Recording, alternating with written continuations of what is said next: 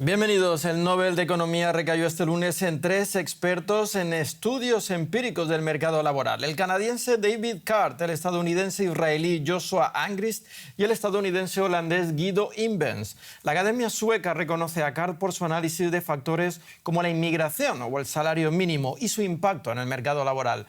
La otra mitad del premio la comparten Angrist e Imbens por sus contribuciones metodológicas en el análisis de las relaciones causales.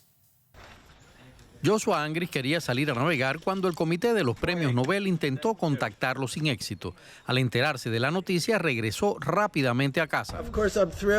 Por supuesto que estoy emocionado. Es un honor recibir el premio Nobel y especialmente recibirlo junto a los magníficos investigadores Guido Imbens y David Card. No podría estar más contento. El comité eligió a estos 3 economistas debido a que sus investigaciones ayudan a comprender mejor el mercado laboral. Por ejemplo, la influencia que desempeñan factores como la educación, la inmigración o el salario mínimo. Queremos premiar trabajos de investigación que aborden temas importantes para la política. Si luego esa investigación ayuda a los políticos a tomar mejores decisiones, obviamente es algo positivo. A través de la investigación empírica, David Card demostró que un aumento del salario mínimo no destruye puestos de trabajo, una creencia generalizada especialmente entre la clase política. El recién galardonado Premio Nobel aconseja a sus alumnos a ser pacientes. A veces los estudiantes se desaniman fácilmente cuando obtienen resultados interesantes, pero a nadie le importan. Siempre les digo que lleva tiempo obtener algún tipo de reconocimiento. Guido Imbens también está muy contento con el premio, sobre todo porque es buen amigo de los otros 2 galardonados. Pues ahora tenemos ocasión de conversar sobre el Nobel de Economía con Luis Felipe López Calva, director regional del Programa de las Naciones Unidas para el Desarrollo en América Latina y Caribe. Gracias por acompañarnos. Los logros de estos 3 expertos suenan a primera vista muy abstractos. ¿Nos podría aclarar más concretamente por qué se llevan este premio Nobel? Por supuesto, muchísimas gracias. Primero quisiera decir 2 cosas muy concretas.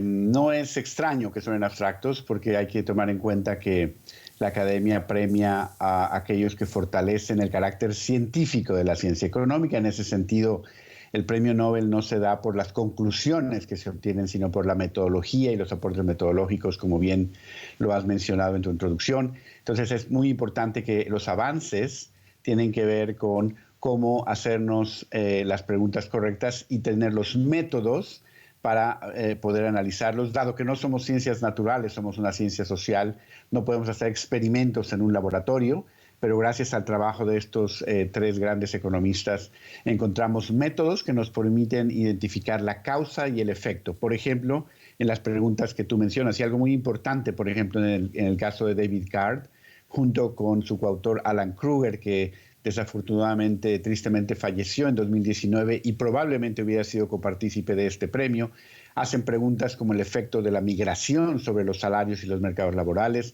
como el efecto del salario mínimo, y nos llevan a conclusiones empíricas que la teoría quizás no nos permitiría discernir. Entonces yo creo que es un aporte muy importante metodológico, pero con implicaciones muy concretas en la práctica. Precisamente sobre el trabajo de Card quería preguntarle porque desafió un mito, el de que los inmigrantes hacen bajar los salarios de los trabajadores nacidos en el país de acogida. ¿Se aplica esto también para la frontera entre Colombia y Venezuela con tantos migrantes venezolanos cruzando al otro lado? Es una gran pregunta. Yo creo realmente que una de las grandes cosas que nos aportan estos 3 economistas con su trabajo es hacernos la pregunta correcta, en este caso, ¿cuál es el efecto de la inmigración sobre los mercados laborales, salarios y empleo? Y segundo, encontrar los métodos, aplicar los métodos correctos para tomar decisiones basadas en evidencia y no solamente en quedarnos en la superficialidad de pensar que siempre los inmigrantes van a afectar de manera negativa el mercado de trabajo. Yo creo que hay razones para pensar los mercados son imperfectos, hay complementariedad y sustitución de distintos tipos de trabajo en distintos mercados. Y entonces es importante analizarlo empíricamente de manera sólida. Yo creo que existe una posibilidad conceptual y ciertamente hay que probarlo empíricamente de que haya una complementariedad y que no necesariamente hay un efecto negativo sobre los mercados laborales, pero yo insisto, lo importante aquí no son las conclusiones, sino tener la metodología para hacer las preguntas correctas y para llegar a las conclusiones y basar nuestras decisiones en las conclusiones y en la evidencia y no solamente en cualquier prejuicio político. Pues muchas gracias, señor López Calva, por aclararnos más sobre este Premio Nobel de Economía. La empresa farmacéutica Merck solicitó este lunes la autorización de emergencia por parte de los reguladores estadounidenses para la comercialización de su tratamiento oral contra la COVID-19. Según un análisis interno, el uso del compuesto molnupiravir habría reducido en alrededor del 50% el riesgo de hospitalización o muerte entre los pacientes con esta enfermedad. Nos vamos directos a Nueva York con Sara Yáñez. ¿Qué significaría tener este nuevo tratamiento contra la COVID-19? Pues Paco, como tú bien decías, la farmacéutica ha pedido a la Administración de Estados Unidos que se apruebe este nuevo medicamento para las personas con síntomas leves o moderados, pero que puedan tener enfermedades graves o terminar en el hospital. Y la gran diferencia de este medicamento es que es una pastilla. Hasta ahora se habían aprobado medicamentos contra el COVID en forma de inyección o intravenosa. Y el hecho de que sea una pastilla ayuda porque los pacientes se la pueden tomar desde su casa. Eso significa que no tienen que ir al hospital. Entonces podría cambiar el panorama de la pandemia si los hospitales no están tan colapsados y también podría ayudar a que haya una menor infección. También el hecho de que esta pastilla sea tanto para vacunados como vacunados haría que este medicamento sirva a nivel global. ¿Y estos nuevos medicamentos, Sara, son más caros o más baratos que los que ya están en el mercado? Y de ser aprobados globalmente, ¿cuál sería su estrategia de ventas? Pues son más baratos. Según The New York Times, la pauta completa, que son 5 días, 2 pastillas diarias, costaría alrededor de $700, lo que es un tercio más barato que los otros tratamientos que ya están aprobados por el FDA. Y esto, $700 puede ser barato para algunos, pero muy caros para algunas familias, sobre todo para los que están en países más subdesarrollados. Es por ello que la farmacéutica ha dicho que trabajará con India para crear versiones más baratas para dar a los países en desarrollo. Estados Unidos ya ha comprado 1,7 millones de dosis y la farmacéutica ha dicho que en lo que queda del año podría producir unas 10 millones de dosis. Gracias, Sara Yáñez, desde Nueva York. Reino Unido está considerando ofrecer ayudas a su industria afectada por el alza de los precios de la energía. La medida llegaría después de que un frustrado sector manufacturero alertara de la posibilidad de que se produzcan cierres de producción debido a la subida de los precios del gas. Industrias que consumen mucha energía, como la siderúrgica, la del vidrio y la de la cerámica, acusan al gobierno británico de no hacer nada para ayudarles. La crisis del gas se extiende por toda Europa. Las reservas del continente se encuentran en los niveles más bajos para esta época del año en una década, debido a la reducción de suministros de Rusia y a la feroz competencia en los mercados mundiales. En Reino Unido, algunos sectores industriales están luchando por mantener la producción.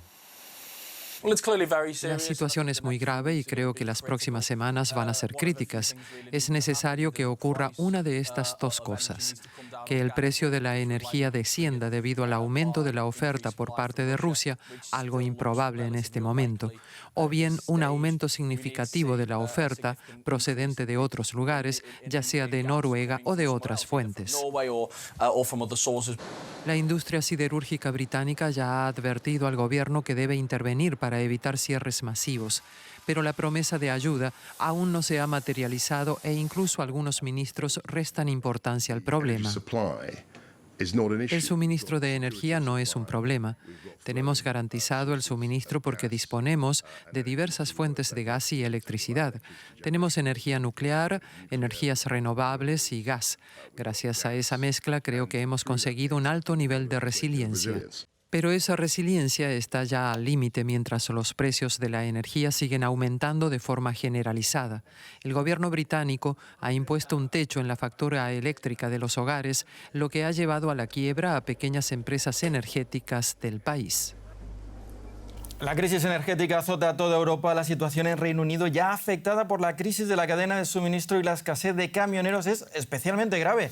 Conversamos al respecto con nuestro compañero en Londres, Fernán González. Fernán, ¿cómo se presenta el invierno? La industria británica amenaza con detener la producción. ¿Veremos quizá una semana laboral de 3 días?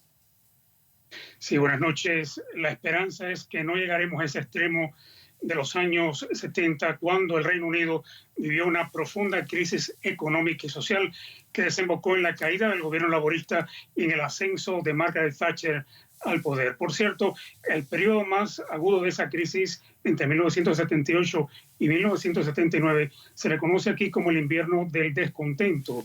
Y dada la situación actual, la prensa británica habla de que el país podría estar encaminándose a un segundo invierno del descontento. Es verdad que hay semejanzas y diferencias con aquella crisis, pero lo que hace pensar que de ocurrir no será como en los 70, con semana laboral de 3 días e interminables huelgas, es que los sindicatos hoy no tienen el mismo poder de entonces, ni ejercen influencia en el gobierno como en los años 70. Y si bien ha aumentado la inflación, no puede compararse con los altos índices de aquella época, ni tampoco la economía está estancada como en aquel entonces, todo lo contrario. Por supuesto, todo depende de lo que haga el gobierno de Boris Johnson en las próximas semanas.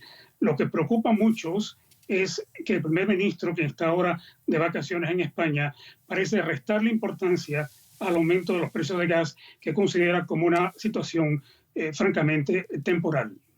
Fernán González, muchas gracias por esta aclaración. Llegamos así al final del informativo. Sigan conectados a Deutsche Welle. Hasta luego.